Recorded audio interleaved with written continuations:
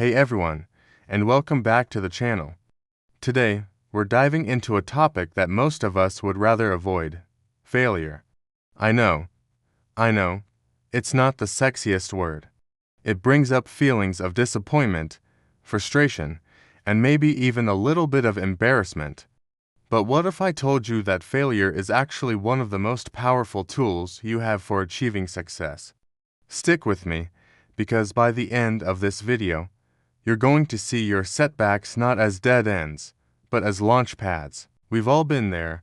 You pour your heart and soul into a project, a business idea, a new habit, and it just flops.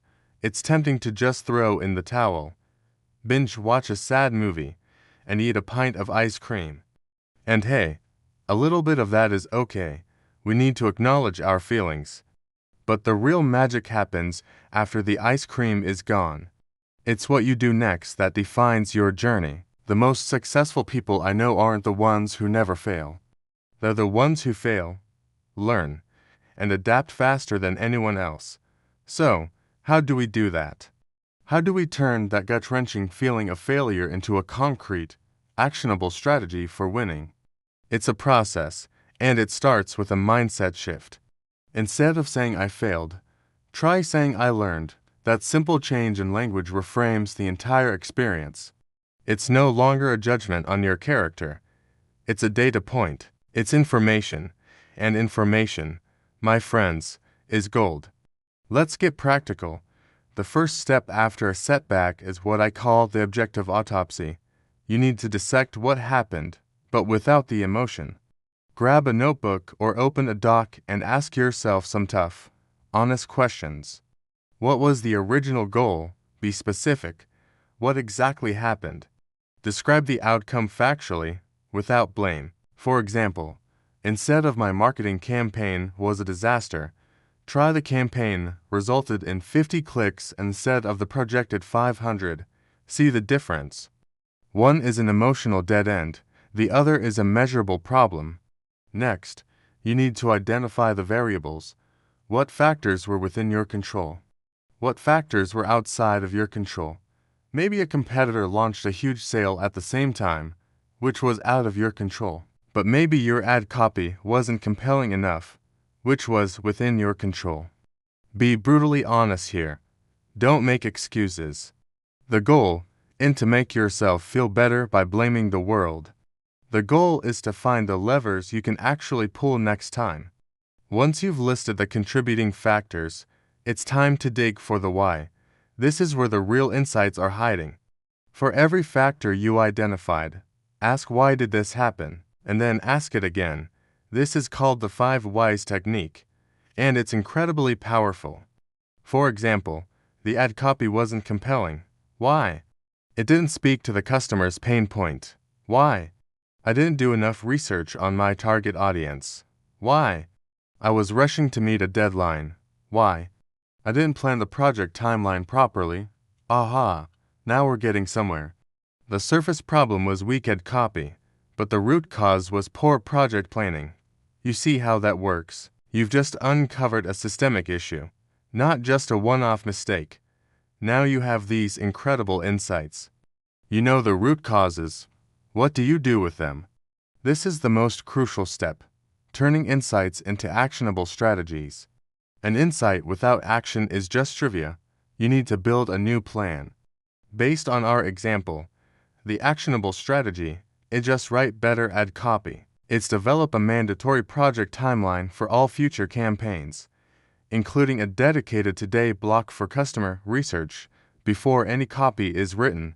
That is a specific, measurable, and implementable rule. It's a system you're building to prevent the same failure from happening again. Let's think about this in a different context. Say you're trying to learn a new skill, like playing the guitar, and you keep giving up after a few weeks. The failure is quitting. Let's do an autopsy.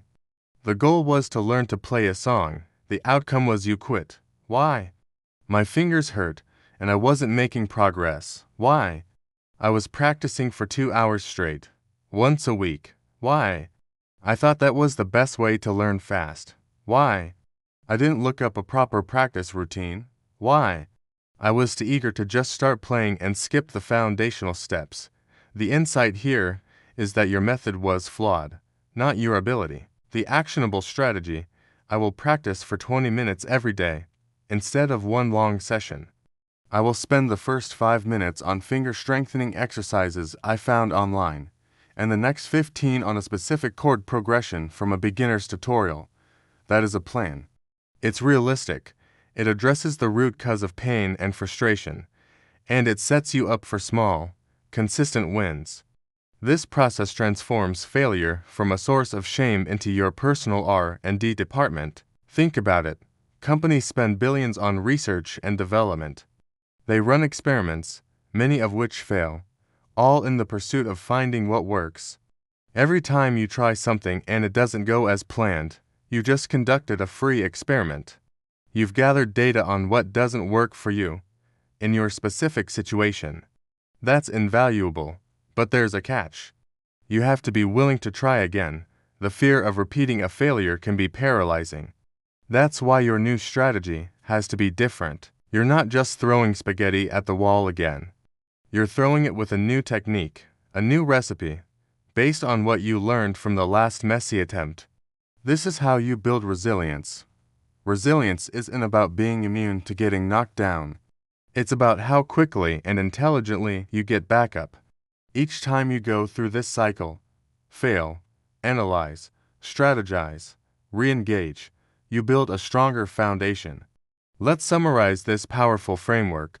Step 1. Acknowledge the failure without judgment. Give yourself a moment, then shift from I failed to I learned. Step 2. Conduct an objective autopsy.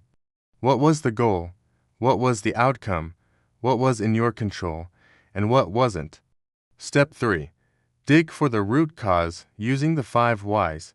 Keep asking why until you uncover the foundational issue. Step 4. Convert your insights into a concrete, actionable strategy.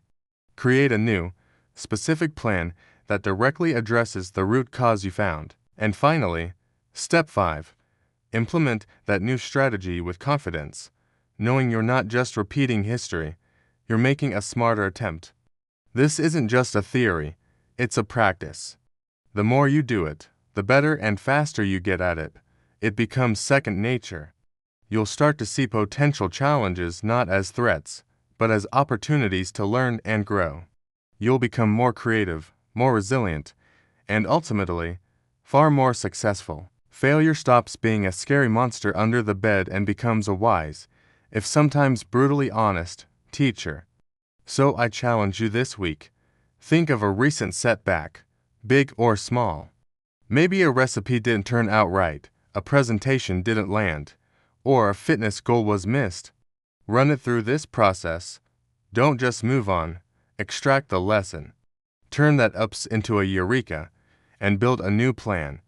You have the power to turn every single stumble into a stepping stone. Thank you so much for spending this time with me today. I truly hope this framework helps you reframe your relationship with failure and unlock your incredible potential. If you found this helpful, please give this video a thumbs up, and don't forget to subscribe to the channel for more content on leveling up your life and work. I'd also love to hear from you in the comments. What's one lesson a failure has taught you? Let's learn from each other. Take care, and I'll see you in the next video.